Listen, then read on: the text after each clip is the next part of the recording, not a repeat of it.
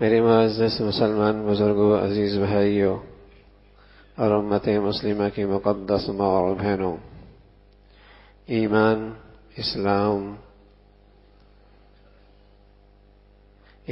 اسلام پیارے نبی کی پیاری تعلیمات کے بدولت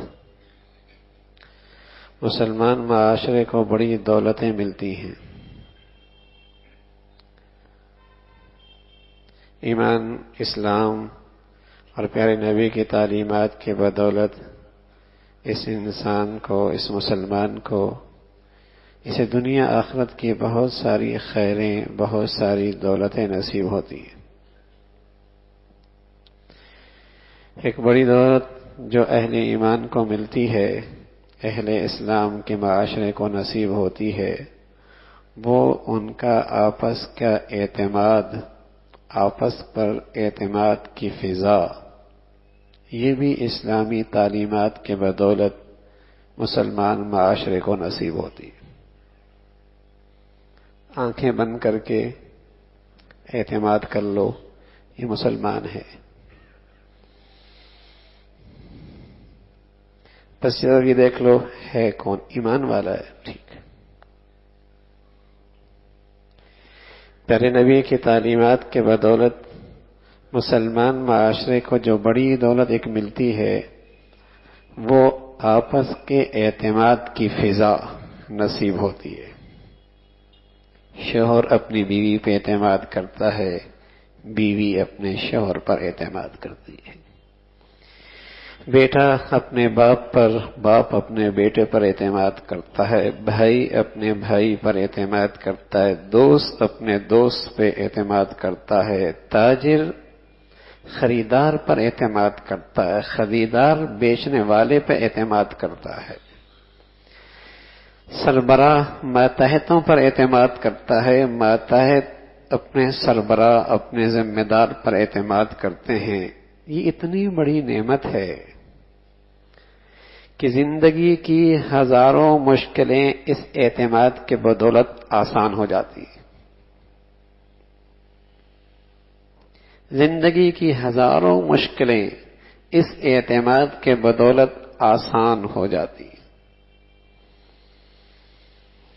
اور میرے عزیزو، اگر کسی معاشرے سے یہ اعتماد اٹھ جائے، شوہر کو بیوی پہ اعتماد نہ رہے اور بیوی کو شوہر پر اعتماد نہ رہے، بتاؤ اس کی زندگی میں کتنی تلخی ہوگی۔ جس باپ کو اپنے بیٹے پر اعتماد نہ رہے، جس ماں کو اپنے بیٹی پر اعتماد نہ رہے، دوست اعتماد اٹھ جائے، ہر افسر کو اپنے ماتحتوں سے اعتماد ختم ہو جائے، بتاؤ کتنی الجھنیں زندگی میں آئیں گی، زندگی کتنی مشکل ہو جائے گی۔ اعتماد نہیں تو پیارے نبی کی تعلیمات کے بدولت مسلمان معاشرے کو ایک بڑی خیر ملا کرتی تھی، وہ اعتماد کی فضا۔ لیکن بدقسمتی ہے میرے عزیزو، وہ تعلیمات اوراق میں رہ گئے، میری زندگی میں نہیں آئی، تو اعتماد سے بھی ہم محروم ہو گئے۔ اب کسی کو کسی پر اعتماد نہیں رہا۔ کہاں مریض ڈاکٹر پہ اعتماد کرے، کون وکیل پہ اعتماد کرے، کون اس دانشور پہ اعتماد کرے، کون اس قیادت پہ اعتماد کرے، کون اس رہنما کو پہ اعتماد کرے۔ اس کی صبح کچھ اور ہے، شام کچھ اور ہے، یہ کہتا کچھ اور ہے، کرتا کچھ اور ہے۔ یہ اعتماد کی فضا کیا اٹھی ہے؟ زندگی کے اندر مسائل ہی مسائل ہو، کس کے پاس جائیں؟ تو ہمارے نبی کی تعلیمات کے بدولت ایک بڑی دولت ملتی تھی، اعتماد۔ اور اس اعتماد کو جو چیز مجروح کرتی ہے، جس سے معاشرے سے اعتماد ختم ہو جاتا ہے، وہ ایک مصیبت ہے، وہ ایک بدبودار گناہ ہے، وہ جھوٹ کی عادت ہے۔ جہاں جھوٹ نے رواج پایا وہاں سے اعتماد رخصت ہو گیا. جھوٹا شخص ناقابل اعتماد ہو جاتا ہے، جھوٹ سے بھرا معاشرہ ناقابل اعتماد ہو جاتا ہے. جھوٹ کی زندگی آدمی کی شخصیت کو مجروح کر دیتی ہے، ناقابل اعتماد بنا دیتی ہے. کیسے اعتماد کریں؟ اس نے کچھ کہا، کل کچھ کہا، یہ کہتا کچھ ہے کرتا کچھ ہے. اس لیے پیارے نبی فرمایا کرتے تھے یہ اتنا بدبودار گناہ ہے، اتنا بدبودار کہ جب اس کی زبان سے یہ جھوٹ نکلتا ہے تو رحمت کے فرشتے اس سے میلوہا میل اس کی بدبو کی وجہ سے دور چلے جاتے ہیں. جیسے ہم مادی چیزوں کی بدبو محسوس، خوشبو بھی ہوتی ہے بدبو بھی ہوتی ہے، ایسی زبان سے نکلنے والے کلمات اچھے یا برے وہ بھی اپنے اندر خوشبو اور بدبو رکھتے ہیں. جیسے مادی چیزوں میں خوشبو اور بدبو ہوتی ہے، ہر آدمی محسوس کرتا ہے، اسی طرح زبان سے نکلنے والے کلمات وہ بھی اپنے اندر خوشبو اور بدبو رکھتے ہیں. تو اللہ کے نبی نے ہمیں بتایا کہ جب جھوٹ کا بول بولتا ہے تو فرشتے میلوہا میل اس سے دور ہو جاتے، انہیں اس کی بدبو کا احساس بہت زیادہ ہو. تو جھوٹ کی نحوست سے مسلمانوں کا معاشرہ چونکہ ناقابل اعتماد ہوتا ہے، مسلمان کی اعتماد رخصت ہو جاتا ہے. اس لیے ہمارے نبی سے پوچھا گیا، اللہ کے رسول کیا مومن کی فطرت اور اس کی خصلت بزدلی کو برداشت کرتی ہے؟ فرمایا ہاں برداشت کرتی ہے. فرمایا بخل کو برداشت کرتی ہے؟ فرمایا برداشت کرتی ہے. فرمایا اللہ کے رسول مومن کی فطرت خصلت جھوٹ کی عادت کو برداشت کرتی ہے؟ فرمایا نہ جھوٹ کو برداشت نہیں کرتے، اس کا مومن کی فطرت سے کوئی جوڑ نہیں ہے. بلکہ ایک روایت میں فرمایا مومن کی فطرت خصلت ہر کمزوری کو برداشت کر سکتی ہے لیکن جھوٹ کو برداشت نہیں کر سکتی.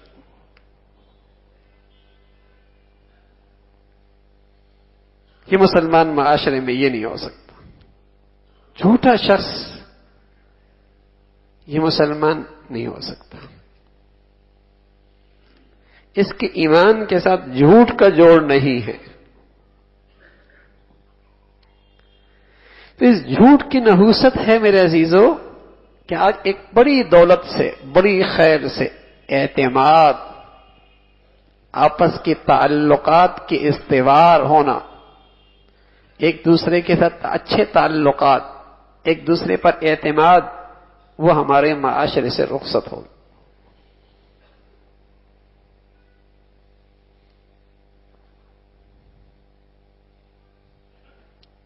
اعتماد نہیں رہا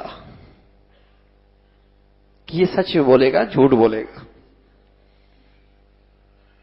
رسول اللہ صلی اللہ علیہ وسلم نے جھوٹ کی ایک بدترین شکل بتائی. فرمایا کبرت خیانۃ ان تحدث اخاك حديثا وهو لك به مصدق وانت له به كاذب او كما قال عليه الصلاة والسلام. فرمایا بدترین خیانت ہے کہ ایک شخص سے آپ بات کر رہے ہیں اور وہ آپ پر اعتماد کر کے آپ کو سچا سمجھ رہا ہے اور آپ اس کے ساتھ جھوٹ بول رہے ہیں. یہ جہاں ایک طرف بدترین خیانت ہے، بدترین جھوٹ ہے کہ اس نے آپ پر اعتماد کیا، آپ پر اعتماد کیا لیکن آپ اس سے جھوٹ سے کام لے رہے ہیں. ایک آدمی نے آپ سے مشورہ دیا، اس نے کہا یہ سچا ہوگا، صحیح مشورہ دے گا، آپ جان بوجھ کے اس کو جھوٹ کو غلط مشورہ دے رہے ہیں، بدترین جھوٹ.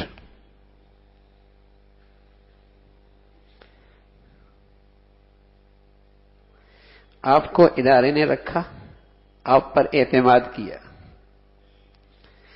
لیکن آپ نے تعلقات کی بنیاد پر اس ادارے میں وہ کام کیے جو اس ادارے کے منافی ہیں۔ اس نے آپ کی سچائی پر آپ پر اعتماد کیا اور آپ نے اس کے ساتھ جھوٹ کیا۔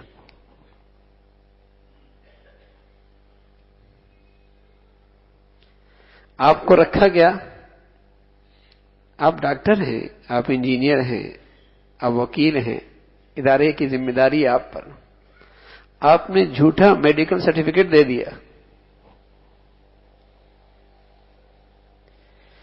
انہوں نے آپ پر اعتماد کیا تھا، لیکن آپ نے آگے ان کے اعتماد کو ٹھیس پہنچائی اور آگے آپ نے غلط تصدیق دے دی، غلط تصدیق دے دی، غلط مشورہ دے دیا، غلط تائید کر دی۔ اس نے آپ پر اعتماد کیا تھا، وہ لینے والا جو اپنے کریکٹر کا سرٹیفکیٹ آپ سے لینے کے لیے آیا ہے، ایک وہ جھوٹا اور وہ آپ سے لے رہا ہے اور آپ اس کو لکھ رہے ہیں میں کئی سالوں سے اس کو جانتا ہوں۔ لینے والا جھوٹا، دینے والا جھوٹ۔ ہمارے عزیزو، یہ ہمارے معاشرے میں چونکہ جھوٹ رواج پا گیا، اب اس سرٹیفکیٹ کی اہمیت بھی ختم ہو گئی کہ جھوٹا بنا لیا ہوگا، جھوٹا بنا لیا ہوگا۔ تو جہاں جھوٹ آیا اس چیز کی اہمیت ختم ہو گئی۔ تو جس انسان میں جھوٹ بنا ہوتا ہے اس کی شخصیت ناقابل اعتماد، ناقابل اعتبار، اس کی شخصیت مجروح ہو جاتی، جھوٹا شخص ہے۔ اس لیے پیارے نبی علیہ الصلوۃ والسلام نے فرمایا کہ مومن کے ایمان کے ساتھ جھوٹ کی کوئی میل نہیں کھاتا، جھوٹ نہیں میل کھاتا۔ بخیل ہو سکتا ہے مال سے فطرتی محبت کی وجہ سے، بزدل ہو سکتا ہے فطرتی کمزوری کی وجہ سے، ایمان والا جھوٹا نہیں ہو سکتا۔ یہ اس کا کوئی جوڑ نہیں ہے۔ تو ایک بدترین جھوٹ کی شکل ہے کہ کوئی آپ پر اعتماد کرے اور آپ جھوٹ سے کام لیں، غلط بیانی سے کام لیں، غلط تصدیق سے کام لیں، غلط تائید سے کام لیں، غلط رہنمائی سے کام لیں، غلط مشورے سے کام لیں۔ اس لیے پیارے نبی فرمایا کرتے تھے المستشار مؤتمن، جس سے مشورہ دیا جا رہا یہ امانت دار ہے کہ صحیح مشورہ دے، صحیح رائے دے۔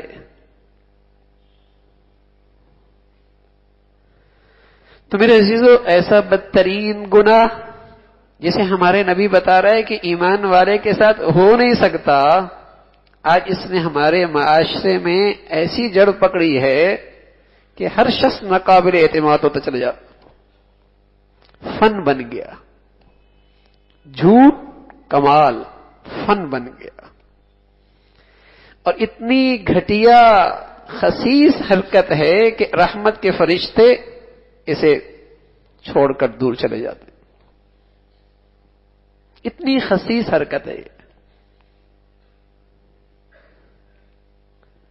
تو میرے عزیزو، اس جھوٹ کی نحوست ہے، آج نہ گھروں میں اعتماد رہا، نہ بازاروں میں کسی پہ اعتماد رہا، نہ ہسپتالوں میں کسی پہ اعتماد رہا، نہ عدالتوں میں کسی پہ اعتماد رہا، نہ کسی رہنما پر اعتماد رہا، نہ کسی قیادت پہ رہا، نہ اپنوں پر رہا، نہ بیگانوں پہ رہا۔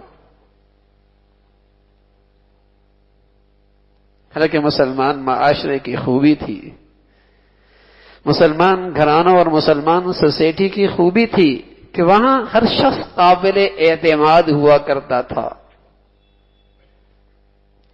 کہ یہ مسلمان ہے، اپنا بڑے سے بڑا نقصان برداشت کر لے گا، جھوٹ سے کام نہیں لے گا، بہت بڑی سے بڑی تکلیف اٹھا لے گا۔ ایمان والا ہے نا، جھوٹ سے کام نہیں لے گا، ایمان والا ہے۔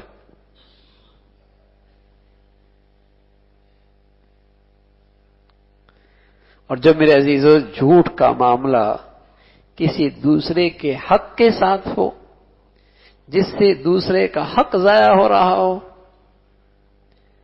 جس سے دوسرے کا نقصان ہو رہا ہو، تو اس کی شدت اور اس کی سنگینی میں کئی گنا اضافہ ہو جاتا ہے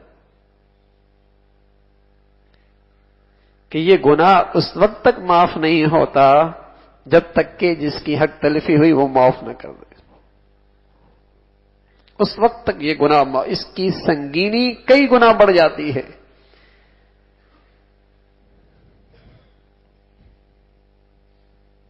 معاملات کا مسئلہ ہے، معاشرت کا مسئلہ ہے، کسی کی عزت کا مسئلہ ہے، کسی کے آبرو کا مسئلہ ہوتا ہے، کسی کے معاملات کا مسئلہ ہوتا ہے، کسی کے مال کا مسئلہ ہوتا ہے، اور اس جھوٹ سے اس کی حق تلفی ہو گئی، اس کی حق تلفی ہو گئی۔ تو اس لیے میرے عزیزو، پیارے نبی علیہ الصلوۃ والسلام فرمایا کرتے تھے، ایمان والا جھوٹا نہیں ہوا کرتا،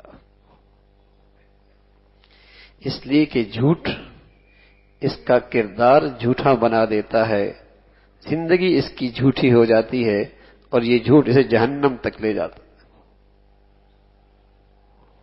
یہ جھوٹ اسے جہنم تک لے جاتا ہے۔ کئی برائیاں اس جھوٹ کی بنیاد پر اس کی زندگی میں آ جاتی ہیں، کئی برائیاں۔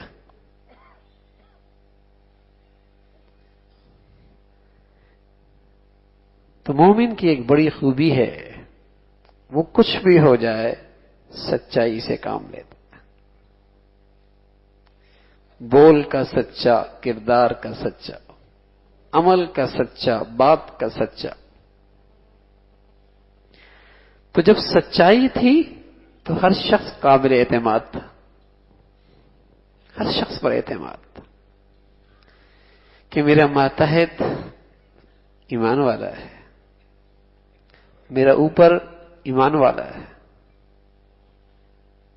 میرا پڑوسی ایمان والا ہے، میرا جس سے معاملہ ہے ایمان والا ہے، میں جس سے مشورہ لے رہا ہوں ایمان والا ہے، میں نے جس سے مشورہ طلب کیا ایمان والا ہے، غلط مشورہ نہیں دے گا۔ تو ہر شخص پر سچائی کی بدولت اعتماد ہوا کرتا تھا۔ میرے عزیزو، بازاروں کو چھوڑیے، گھروں عدالتوں کو چھوڑیے، ایوانوں کو چھوڑیے، سچ بتاؤں اس جھوٹ کی نحوست سے گھر کی چار دیواری کے اندر بھی اعتماد کی فضا نہیں رہی۔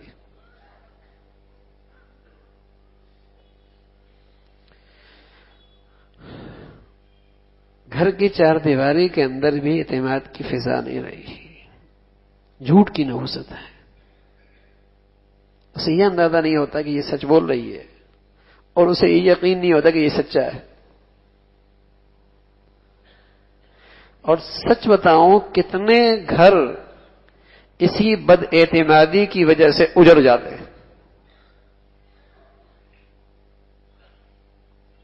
اعتماد کی فضا نہیں ہے، اسی بد اعتمادی کے نتیجے میں کتنے ہنستے بستے گھر اجڑ جاتے ہیں۔ سچائی ایسی خوبی تھی سبحان اللہ، جس کے بدولت ہر جگہ اعتماد کی فضا تھی۔ اس لیے پیارے نبی علیہ الصلوۃ والسلام فرمایا کرتے تھے، سچائی نیکی کی طرف لے کے جاتی ہے۔ سچائی پہ آنے والا شخص، اس پر نیکیوں کا ایک سلسلہ شروع ہو جاتا ہے، اور یہی چیز اسے جنت کے راستے پہ لے جاتی ہے۔ سچا آدمی۔ تو مومن کے ایمان کا تقاضا ہے کہ اس کی زندگی سچائی سے بھرپور ہو، سچا ہو، جھوٹ نہ بولے۔ میرے عزیزو، یہ معاملہ اپنی ذات تک نہیں، اس کا تعلق دوسروں سے بھی ہے۔ اس کی گناہ کی سنگینی بہت بڑھ جاتی ہے۔ کسی کی حق تلفی، کسی کی حق تلفی، یہ وہ گناہ ہے، یہ وہ گناہ ہے کہ اللہ کے نبی صلی اللہ علیہ وسلم جن کے بارے میں اللہ نے کہا لِيَغْفِرَ لَكَ اللَّهُ مَا تَقَدَّمَ مِن ذَنبِكَ وَمَا تَأَخَّرَ، آپ تو بخشے بخشائے ہیں، آپ سے تو غلطی ہو ہی نہیں سکتی، لیکن امت کو سبق دیا اگر تمہارا کسی پہ حق ہوا تو بغیر تلافی کے دنیا سے نہ جانا، اپنے عمل سے دکھایا۔ مدینہ منورہ کی مسجد میں آئے، سارے صحابہ رضوان اللہ علیہ اجمعین کو اکٹھا کیا اور کہا لوگوں میں آپ کے سامنے ہوں، کسی کے ساتھ کوئی زیادتی ہو، کسی کے ساتھ کوئی حق تلفی ہو، کسی کو میری کوئی بات بری لگی ہو تو اپنا بدلہ لے سکتا ہے، اور کوئی معاف کرنا چاہتا ہے تو میں معافی کی درخواست کرتا ہوں۔ سبحان اللہ۔ ایک صحابی کھڑی ہوئی ہے، کہ رسول اللہ میرا بدلہ باقی ہے، میرا بدلہ باقی ہے۔ کہا آ کے لے لو، آپ نے ایک مرتبہ مجھے کمر پہ مارا تھا، کہا مجھے تو یاد نہیں ہے، آ جاؤ۔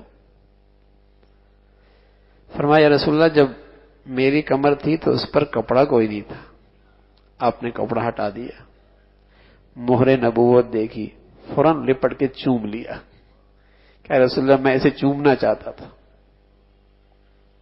تو وہ پیارا نبی صلی اللہ علیہ وسلم جو خطاؤں سے پاک، غلطیوں سے پاک، لیکن اپنے طرز عمل سے امت کو سبق دے رہے، کسی کا حق اپنے سر پہ لے کے نہ جانا، یہ معاملہ بہت سنگین ہے،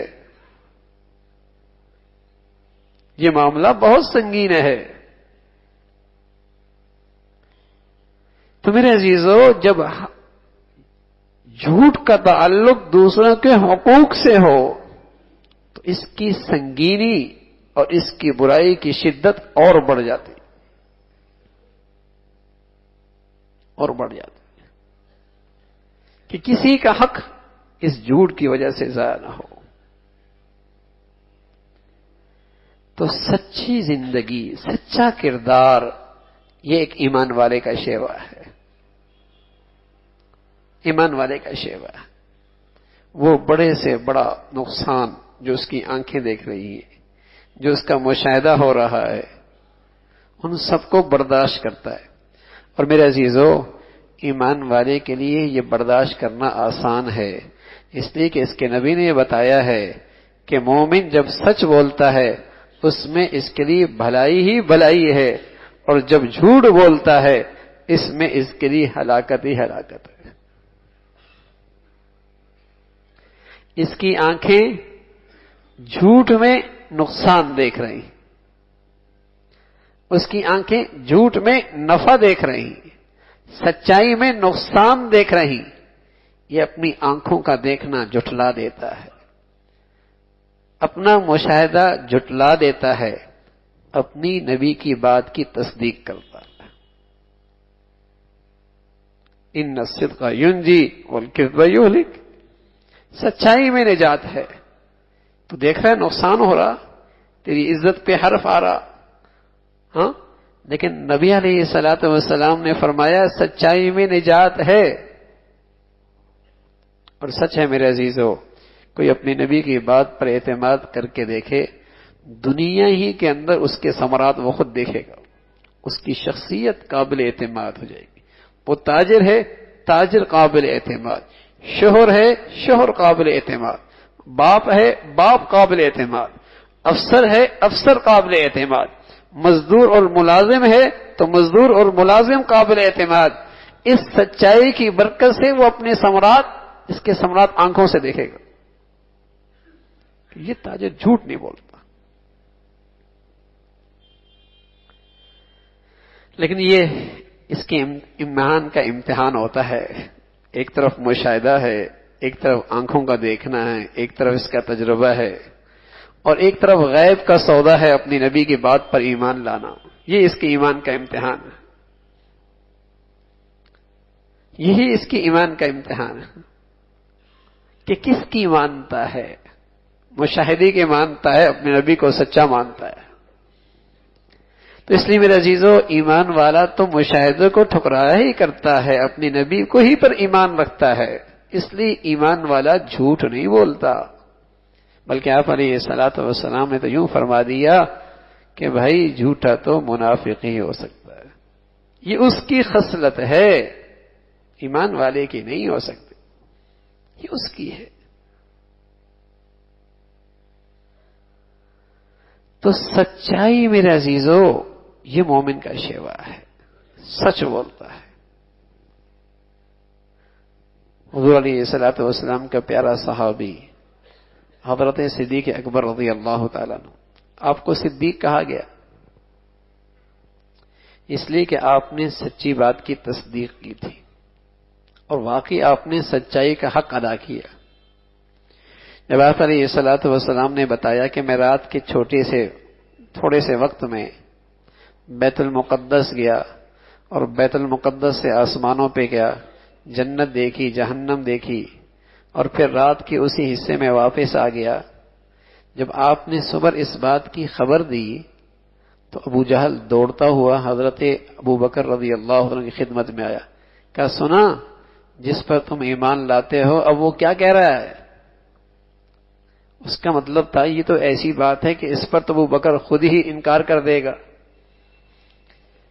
کہہ رہا ہے رات کے تھوڑے حصے میں کہاں مکہ اور کہاں بیت المقدس، وہاں نہ یہ ترقی کی شکلیں نہ یہ تیز رفتار سواریاں، کہتے ہیں یہ تھوڑی سے وقت میں بیت المقدس گئے، پھر آسمانوں پہ گئے، پھر جنت دیکھی، جہنم دیکھی، پھر واپس بھی آ گئے۔ تمہارا ساتھی یہ کہہ رہا، وہ بڑے اطمینان سے، اسے بڑا اعتماد تھا کہ اب تو انکار کر ہی دے گا یہ شخص۔ حضرت ابو بکر رضی اللہ عنہ نے فرمایا یہ کس نے کہا؟ کہا وہ تمہارا ساتھی جس پہ تم ایمان لائے ہو۔ کہا اگر محمد الرسول اللہ نے یہ بات کہی ہے تو پھر اس نے سچ کہی ہے، ہماری عقل مانے نہ مانے، ہمارا مشاہدہ مانے نہ مانے، ہمارا تجربہ مانے نہ مانے، لیکن اللہ کا حبیب کہہ رہا ہے تو اس کی زبان سے جو بول نکلتا ہے سچا ہی نکلتا ہے۔ صدیق بن گئے صدیق۔ جب ساری دنیا اس سچائی کا انکار کر رہی تھی، صدیق اس سچائی کا تائید کر رہے تھے، اس کی تصدیق کر رہے تھے، انہوں نے کہا ٹھیک کہا۔ تو ایسے سچے، تو ایک مرتبہ معاملہ جان کا آن پڑا، جان کا، اور جان بھی کس کی؟ اپنی جان کی اتنی فکر نہیں جتنے اللہ کے نبی صلی اللہ علیہ وسلم کی جان کی فکر۔ ہجرت کا موقع ہے اور اسلام دشمنوں نے اعلان کر دیا کہ جو آپ علیہ الصلوۃ والسلام کو زندہ یا مردہ لے کے آئے گا اسے 100 اونٹ دیے جائیں گے۔ اب آپ کی تلاش جاری ہے، ادھر آپ اپنے اس پیارے جان نثار ساتھی کے ساتھ مدینہ منورہ ہجرت کرنے کے لیے سفر پہ ہیں۔ دوران سفر آگے سے ایک شخص آیا، وہ حضرت ابو بکر رضی اللہ عنہ کو جانتا تھا، آپ علیہ الصلوۃ والسلام سے اس کو تعارف نہ تھا۔ اب اس نے پوچھا یہ جو تمہارے ساتھ ہے یہ کون ہے؟ اب وہ شخص واپس شہر کی طرف آ رہا ہے۔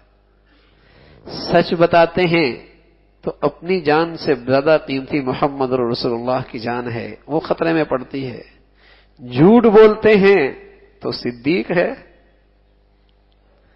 تو سبحان اللہ، جب آدمی سچا ہوتا ہے میرے عزیزو، اس کی عقل کی روشنی بھی بڑھ جاتی ہے، اس کی سمجھ بوجھ بھی بڑھ جاتی ہے، اس کی دانائی بھی بڑھ جاتی ہے۔ فرمانے لگے یہ میرا رہبر ہے، رہبر ہے۔ اس نے یہ سمجھا جنگل میں راستے بتانے کے لیے کسی کو ساتھ لے لیا کرتے ہیں، یہ بھی کوئی ایسا ہی رہبر ہوگا، لیکن آپ کا مطلب یہی تھا کہ یہ میری رہبر ہے، زندگی کی رہبری، جنت کی رہبری کرنے والے ہیں۔ تو ایسے موقع پر بھی آپ نے ایسا سچائی سے کام لیا، سبحان اللہ۔ تو میرے عزیزو، زندگی کے خطرے میں رکھ کر تب بھی سچ بول رہے، اور ہم چھوٹے چھوٹے مفادات کی خاطر جھوٹ مزاج بن گیا، عادت بن گئی، جس سے مسلمان آج مسلمان کے لیے، اسلام کے لیے دھبا بن گیا کہ جھوٹا کون؟ الیاذ باللہ، کس کا نام لیا جاتا ہے؟ بس اوقات کفار کی سچائی کے تذکرے ہوتے ہیں، اور جھوٹے پن کے تذکرے میں جب آتا ہے تو ہمارا نام آتا ہے۔ کیا بدنصیبی ہے، کیا گزرتی ہوگی اللہ کے نبی صلی اللہ علیہ وسلم پر کہ میرے نام لیوا اور میرے امتی اور میرے کلمہ پڑھنے والے، مجھ پر ایمان رکھنے والے، آج اگر ان کی شہرت ہے تو جھوٹ کے ساتھ۔ بازار دیکھو، عدالت دیکھو، ایمان دیکھو، جھوٹ سے بھری ہوئی ہے، کہنے میں سب مسلمان۔ کیا گزرتی ہوگی اللہ کے نبی صلی اللہ علیہ وسلم پر کہ جو میرے دشمن، جنہوں نے میرا کلمہ نہیں پڑھا، جو مجھ سے نفرت کا اظہار کر رہے، ان کے تذکرے تو ہوں سچائی کے ساتھ، ان کے معاشرے کی تذکرے اچھائیوں کے ساتھ، سچائیوں کے ساتھ، اور جو میرے کلمہ پڑھنے والے، میرے نام لیوا، جب بھی ان کا تذکرہ آئے تو ان کا تذکرہ جھوٹ کے ساتھ ملا ہو۔ ارے میرے عزیزو، مسلمان کا معاملہ اپنی ذات تک نہیں ہوتا، اس کے برے کردار سے معاملہ پوری امت کے ساتھ ہوتا ہے، پوری اسلامی برادری کے ساتھ ہے، پورے اسلام کی برادری کے ساتھ ہے۔ اس کے کردار سے پوری اسلامی برادری پر بدنما داغ لگتا ہے، اس کے جھوٹے پن سے، اس خستہ کردار سے پوری اسلامی برادری پر داغ دھبا آتا ہے۔ یہ چند ٹکوں کے لیے، چھوٹے چھوٹے مفادات کے لیے جھوٹ بول لیتا ہے، اسے اندازہ نہیں کہ اس سے اسلام کے لیے اور مسلمانوں کے لیے اس نے اس کا کتنا کردار مشکوک کر دیا ہے، ان کا چہرہ کتنا مسخ کر دیا ہے۔ اس کا معاملہ ذاتی نہیں، یہ ایک برادری سے وابستہ ہے، اور وہ امت مسلمہ کی برادری ہے، وہ اسلام کے روحانی اولاد ہیں، یہ ان سے وابستہ ہے۔ اب اس کی اچھائی بھی انفرادی نہیں، برائی بھی انفرادی نہیں،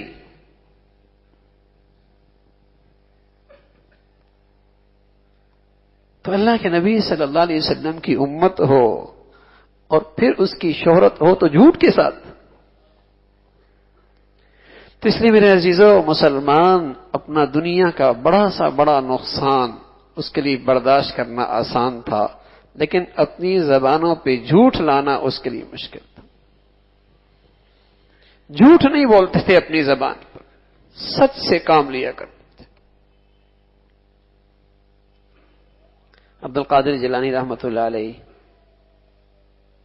چھوٹے سے بچے تھے، ماں نے ایسی شاندار تربیت کی تھی، بلکہ اللہ کرے ہمارے بچوں میں یہ عادت پڑ جائے نا سچائی کی، تو وہ بہت ساری برائیوں سے بچ جائے گا، کہ جب بھی وہ باہر کوئی غلط حرکت کرنے لگے گا تو اسے یہ چیز دماغ پہ چوٹ مارے گی کہ اماں نے پوچھ لیا تو، ابا نے پوچھ لیا تو، استاد نے پوچھ لیا تو وہ اس برائی سے رک جاتا ہے۔ لیکن اگر اس کی عادت بن جائے برائی کی، مجھے جھوٹ بول لوں گا،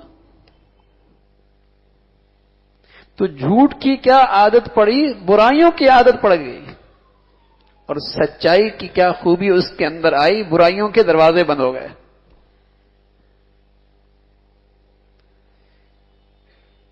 یہ مسلمان مائیں اپنے بچوں کو بچپن میں گھٹی میں بٹھا دیا کرتی تھی، اب تو اس کو خاموش چپ بھی کرانا ہو نا تو کتا رہا ہے، اور بلی آ رہی ہے، حالانکہ نہ بلی آ رہی نہ کتا آ رہا ہے۔ ہاں اتنا ضرور ہو رہا ہے کہ اس بچے میں برائی کی عادت پیدا کی جا رہی ہے۔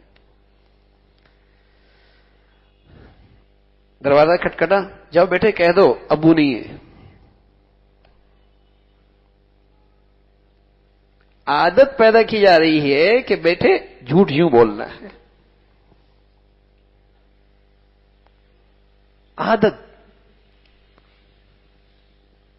ایک شخص حضور علیہ الصلوۃ والسلام کے زمانے میں اپنی جھولی کو یوں کر کے ایک جانور کو بلا رہے تھے. آپ نے فرمایا کچھ ہے؟ یا رسول اللہ ہے اس میں چارہ. فرمایا اگر خالی ہوتا تو تمہارے لیے جھوٹ ہوتا. اللہ. یعنی اتنا بھی گوارا نہیں تھا. آپ نے مذاق میں بھی جھوٹ کو پسند نہیں فرمایا.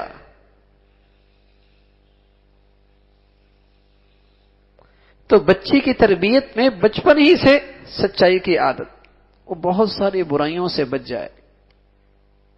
ایک بنیاد پہ بٹھا دیے جائے نا، بیٹے سچ بولنا. پہلے تو اسکول کی تربیت میں کتاب میں پہلا سبق ہی سچائی پہ ہوا کرتا، سچائی. لیکن اب جھوٹ کے فن سکھایا جاتا ہے، کس طریقے سے دولت اکٹھی کرنی ہے اس کے طریقے. تربیت میں بنیادی اینٹ ہے کہ سچائی کی عادت پیدا کر دو. کچھ بھی ہو سچ بول. تو اس ماں نے اپنے بچے کے دل میں سچائی کی عظمت بٹھا دی تھی اور جھوٹ کی برائی بٹھا دی تھی. اپنی سود کاٹ کے اپنے بچے کو بہت ساری اشرفیاں دیں اور وہ پڑھنے کے لیے انہیں دور بھیجا. سواری اس زمانے میں کشتی کا سفر تھا، چل پڑے اور ماں نے آستین میں ایک جیب بنائی تاکہ یہ محفوظ رہ سکے، اشرفیاں اس میں ڈال دی. جب سفر پہ گیا تو راستے میں ڈاکو نے آ کے اس کشتی کو گھیر لیا اور سب کی تلاشی لی، جیبوں سے ان سے سب چیزیں لے لی. اب اس بچے کی جیب میں کچھ نہیں. ماں نے بہت سمجھداری سے کام لیا. انہوں نے اس بچے سے پوچھ لیا تیرے پاس کچھ ہے؟ اب اس بچے نے کہا ہاں میرے پاس بھی ہے. کہا کیا ہے؟ کہا اشرفیاں ہیں. کہا کہاں ہیں؟ کہا یہ آستین ہے. تو وہ اس بچے کو دیکھنے لگے اور کہنے لگے اگر تم اسے چھپا سکتے تو ہمارا تو ذہن بھی اس طرف نہ جاتا، تم نے کیوں بتایا؟ کہ میری اماں نے مجھے پڑھایا تھا اور سکھایا تھا کہ بیٹے کچھ بھی ہو جائے جھوٹ نہ بولنا. تو میں نے یہ سوچا کہ اشرفیاں تو آنی جانی چیز ہیں، یہ تو آنی جانی چیز ہیں. میری اماں نے مجھے بتایا تھا کہ بیٹے شخصیت اور کردار جھوٹ کے ساتھ نہیں ہوتا، سچائی کے ساتھ ہوتا ہے. تو میں نے کہا یہ اشرفیاں تو آنی جی چیزیں، کردار اور بڑی چیز ہوتی ہے. وہ ایک مرتبہ مجروح ہو جائے، مشکوک ہو جائے تو وہ واپس نہیں آیا کرتا. اشرفیاں تو پھر بھی آ جائیں گی. کردار، شخصیت پر اعتماد، اعتبار، یہ بڑی چیز ہوتی ہے، یہ تو آنی جانی چیز ہے. وہ اس بچے کو لے کر اپنے سردار کے پاس لے گئے. اس نے کہا آج ہم نے یہ بچہ دیکھا ہے، اسے اپنی ماں کی تربیت کا اتنا لحاظ ہے کہ اس نے سچ بولا ہے. تم سب نے بیٹھ کر اجتماعی اس بچے کی سچائی پر توبہ کی اور کہا آج کے بعد ہم بھی توبہ کرتے ہیں کہ اس اللہ کے اتنا اکرام، ایک انعام ہے ہم پر، ہم بھی آج کے بعد اس کی نافرمانی نہیں کریں گے. اور سبحان اللہ پھر یہ بچہ بڑا ہوا اور پھر اس کا کردار کتنا شاندار ہوا کہ لاکھوں کروڑوں انسانوں نے اس کے سچے کردار سے روشنی پا کے جنت کا راستہ پایا. سچائی کی زندگی میرے عزیزو، سچی زندگی کہ کچھ بھی ہو جائے جھوٹ نہیں بولنا. مومن کی شان نہیں، ایمان والوں کی شان نہیں ہے جھوٹ بولنا.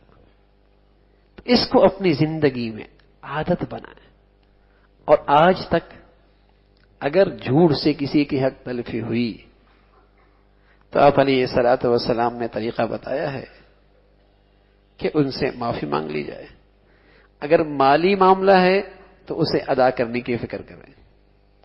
اگر کوئی زبانی ایسی بات ہوئی تو آدمی نے ایک عام معقولہ ہمارے علماء نے، ہمارے بزرگوں نے لکھا، اسے یوں کہہ دیا جا سکتا ہے بھائی کہا سنا اللہ کے لیے مجھے معاف کر دینا، کہا سنا مجھے اللہ کے لیے معاف کر دینا، کہ معافی تلافی کر لو۔ اور کچھ لوگ ایسے ہیں جن تک آپ نہیں پہنچ سکتے، کہیں زیادتی کا آپ کو اندیشہ ہے، تو رسول اللہ صلی اللہ علیہ وسلم نے بتایا کہ ان کے لیے بھی دعا بتائی کہ اے اللہ میرے جتنے اعمال ہیں ان کو اس کے حق میں رحمت بنا دے، میں جو اس کے لیے برا کیا اور بری بات کی اور جھوٹ کی بات کی، اے اللہ تو اس کو بھی اس کے حق میں رحمت بنا دے۔ یہ دعا کرے اس کے لیے، اس کی برکت سے اللہ رب العزت اس کا دل اس کے حق میں صاف کر دے گا۔ آپ علیہ الصلوۃ والسلام نے رہنمائی فرمائی ہے۔ تو میرے عزیزو، جو ماضی میں ہو گیا اس کی تلافی تو سچی توبہ ہے، سچی توبہ ہے۔ اور آئندہ کے لیے میرے عزیزو عزم ہو کہ اب انشاءاللہ ہماری زبانوں پہ سچائی والے بولو، سچائی والے بولو۔ اور بھائی اللہ کے نبی صلی اللہ علیہ وسلم نے بتایا ہے سچائی میں کبھی ناکامی نہیں ہوتی، سچائی میں کبھی ناکامی نہیں ہوتی۔ دنیا آخرت کے نفع سچائی کے اندر ہیں، ہمارے نبی نے ہمیں بتایا ہے۔ اس لیے وقتی طور پہ تھوڑا سا امتحان ہوگا، تھوڑا سا اندیشہ لگے گا، تھوڑی سی پریشانی لگے گی، لیکن اپنی نبی کی بات سوچا کرو، الصدق ینجی، ہمارے نبی نے بتایا سچائی میں نجات ہے۔ تو اپنے ماضی پر سچی ندامت ہو، اس سے مخلوق سے جن جن کے حق میں کوتاہی ہوئی معافی تلافی کی جائے، اور آئندہ کی زندگی میرے عزیزو سچائی پہ لے کے آئے۔ اور بھائی زندگی ہے کتنی، زندگی ہے کتنی؟ آج میرے ایک ساتھی نے بتایا کہ کل ایک ساتھی کھانا کھا کے آیا، بیٹھا، کہا طبیعت گھبرا رہی ہے، پانی لے کے آیا، اب تک وہ پانی ہی نہیں لے کے آیا اور جان چلی گئی۔ ہاں بھائی، جھوٹ بولتے بولتے مر گئے تو جھوٹے لکھے جائیں گے، سچائی کے ساتھ زندگی گزاری تو اللہ کے ہاں سچے لکھے جائیں گے۔ پتہ کوئی نہیں زندگی کا، جھوٹ سے کچھ اکٹھا بھی کر لیا تو کس کام کا بھائی، وبال ہی بنے گا۔ سچ سے جتنا آیا اللہ اس میں برکت دے دے گا، 10 آئے تو وہ ہزاروں پہ بھاری ہو جائیں گے، جھوٹ سے آیا ہوا لاکھوں جب اس سے برکت نکل جائے تو آگ کے انگارے بن جائیں گے۔ سچ سے تھوڑا آیا، مبارک آیا، وہ لاکھوں کروڑوں پہ بھاری ہو جائے گا۔ جھوٹ سے بہت بھی اکٹھا کیا تو کیا اکٹھا کیا، آگ کے انگارے ہی اکٹھے کیے، جھوٹ سے کیا اکٹھا کیا۔ تو بھائی زندگی بہت تھوڑی سی ہے، بہت مبارک نماز پڑھنا، بہت مبارک حج کرنا، بہت مبارک روزے رکھنا، بہت مبارک میرے عزیزو تسبیح پڑھنا، بہت مبارک نفل پڑھنا۔ بس میرے عزیزو یہ بھی ہونا چاہیے کہ یہ دین کی ظاہری شکل رکھنے والے ان کے معاملات بھی سچائی پر ہیں۔ کیا یہ اچھا ہو مسجد والا ہے تو بازار میں بھی سچ بولتا ہے، ہاں دین کی مجلس میں جاتا ہے تو اس کی سچائی دوسروں کے لیے رغبت کا ذریعہ بنے۔ کوئی یہ نہ کہے کہ یار مسجد میں تو ہوتا ہے لیکن اس کے ساتھ کاروبار کر کے دیکھ لو، اس کے ساتھ معاملات کر کے دیکھو۔ نہ میرے عزیزو، اس سے پوری دیندار طبقے کے لیے بدنما داغ بنتا ہے۔ میں عرض کیا یہ معاملہ انفرادی نہیں اجتماعی ہے۔ ہمارا کردار تو بہت صاف ستھرا ہو، ہماری زبانیں دوسروں کے لیے سچائی کے بدولت دین کی طرف دعوت کا پیغام دیں۔ ہاں دینداری جب سے یہ بنا ہے، جب بھی اس سے معاملہ کیا ہے اس نے سچ سے کام لیا۔ کردار کی طاقت زبان کی طاقت سے زیادہ اثر رکھتی ہے۔ جب اپنے کردار سے لوگوں کو دین کی طرف بلائیں گے میرے عزیزو، یہ زبانوں کے بولوں سے زیادہ اثر رکھتی ہے۔ تو سچائی کا مزاج بنے کہ کون ہے مسلمان ہے، کون ہے نمازی ہے، کون ہے متشرع ہے، کون ہے دیندار ہے، یہ جھوٹ نہیں بول سکتا، یہ جھوٹ نہیں بول سکتا.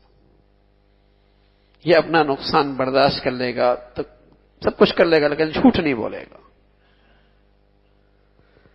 تو میرے عزیزو، جھوٹ کا معاملہ مخلوق کے ساتھ ہے، ان عبادات کا تعلق حقوق اللہ کے ساتھ ہے. اللہ اپنے حق کی کوتاہی معاف کر دیتے ہیں، مخلوق کے حق کی کوتاہی اللہ بھی نہیں معاف کر دیتے جب تک کہ مخلوق معاف نہ کرے. بہت احتیاط کی جائے زبان کے استعمال کا. پھر آپ علیہ الصلوۃ والسلام نے ایک جھوٹ کی شکل بتائی، فرمایا کفا بالمرء کذبا ان يحدث بكل ما سمع او كما قال علیہ الصلوۃ والسلام. فرمایا کسی آدمی کی جھوٹا ہونے کے لیے یہ بات کافی ہے کہ ہر سنی سنائی بات کا تذکرہ آگے کر دے. یہ میسج آیا آگے پھینک دیا، یہ سنی آگے پھیلا دی. ارے میاں تحقیق کی ہے، بات بھی صحیح ہے. پتہ نہیں ہمارے حاجی عبدالوہاب صاحب کو لوگ کتنی مرتبہ دنیا سے بھیج چکے ہیں. یہ جھوٹ، سنی سنائی بات، میسج آیا آگے بھیجا دیا. اور اسے کوئی جھوٹ سمجھتا بھی نہیں الیاذ باللہ. اور اس سے کتنا نقصان ہوتا ہے، کتنا نقصان ہوتا ہے. کفا بالمرء کذبا ان يحدث بكل ما سمع، کہ جو سنی سنائی آگے پھیلا دی. کس نے کہی، کون کہنے والا، بس پھیلا دیا آگے. کسی اینکر نے کہہ دیا، کسی اخبار نے کہہ دیا، کہیں پڑھ لیا، اسے آگے. تحقیق نہیں کی، تصدیق نہیں کی، کہنے والے کی اچھائی برائی کا نہیں دیکھا، کہنے والا فاسق فاجر کون، آگے پھیلا دی. تو حضور علیہ الصلوۃ والسلام نے ایسے شخص کو کذاب کہا ہے، جھوٹا ہے، کہ ہر سنی سنائی بات کو آگے پھیلا دے. احتیاط تو بالکل ہی ختم ہو گئی.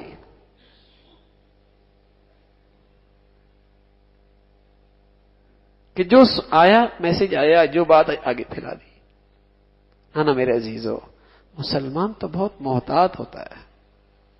اسے اندازہ نہیں ہوتا کہ اس کیس پھیلانے سے کس کی عزت پہ حرف آئے گا، کس کو تکلیف پہنچے گی، کس کو نقصان ہوگا، کس کو دکھ پہنچے گا. پتہ نہیں کتنوں کے حقوق ضائع ہوں گے، کتنوں کی حق تلفی ہوگی. تو حضور علیہ الصلوۃ والسلام نے جھوٹ کی ایک قسم یہ بیان فرمائی ہے کہ سنی سنائی بات کو آگے پھیلا دینا. تو محتاط ہو، زبان تو محتاط، حتی الامکان سچ ہو زبان پر، سچائی کا کلمہ زبان سے نکلے. اور میرے عزیزو، سنی سنائی باتوں کو آگے نہ پھیلایا جائے. بھائی اس کا تعلق بھی دین سے ہے. بدقسمتی ہے جو گناہ بہت رواج پا جاتا ہے، لوگ اسے دینداری کی فرشتی نکال دیتے ہیں، اس کو دینداری کی فرشتی نکال دے. اس کا دین سے کیا تعلق؟ اور نتیجہ یہ میرے عزیزوں کہ سارا معاشرہ جھوٹ پہ آ رہا ہے، ناقابل اعتماد ہوتا چلا جا رہا ہے. ایمان کا حسن، ایمان اسلام کا حسن جاتا جا رہا ہے. کہلانے میں مسلمانوں کا معاشرہ، مسلمانوں میں سوسائٹیاں، لیکن کوئی کسی پر اعتماد کرنے کے لیے تیار نہیں. یہ اس لیے کہ ہم نے دینداری کی فہرست اپنی خود بنائی ہوئی ہے.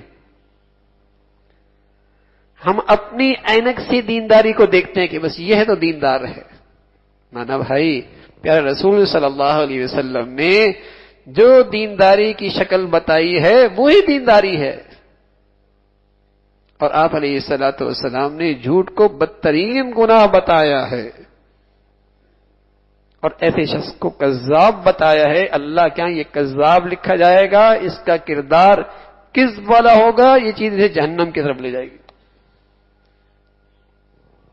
تو مزاج ہو میرے عزیزو سچائی کا، سچائی کی عادت بنے. شروع سے گھروں کا ماحول بھی سچائی پہ لے کے آئیں. اور جو کوتاہی ہو گئی اللہ سے معافی مانگی جائے، مخلوق سے بھی معافی مانگی جائے۔ اللہ کرے ہمارے گھروں میں، بس اوقات سوچتا ہے میرے ایک بازار میں میری دکان پہ اگر سچائی ہوگی اور میری فیکٹری میں سچائی، اس سے کیا ہوگا؟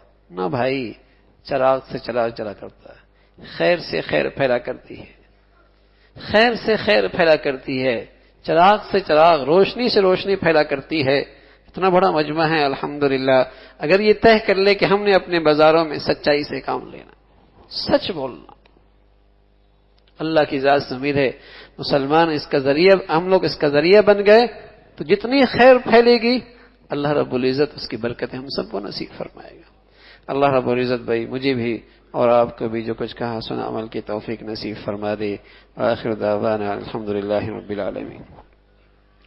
اللهم لك الحمد كله ولك الشكر كله، اللهم لك الحمد كله ولك الشكر كله، اللهم لك الحمد كله ولك الشكر كله، اللهم أعنا على ذكرك وشكرك وحسن عبادتك، اللهم أعنا على ذكرك وشكرك وحسن عبادتك۔ اے اللہ جو کچھ کہا سنا عمل کی توفیق نصیب فرما، ایمان والی، سکون والی، چین والی، راحت والی زندگی نصیب فرما، اور اپنا تعلق نصیب فرما، اپنی سچی محبت نصیب فرما، پیارے حبیب کی پیاری زندگی نصیب فرما۔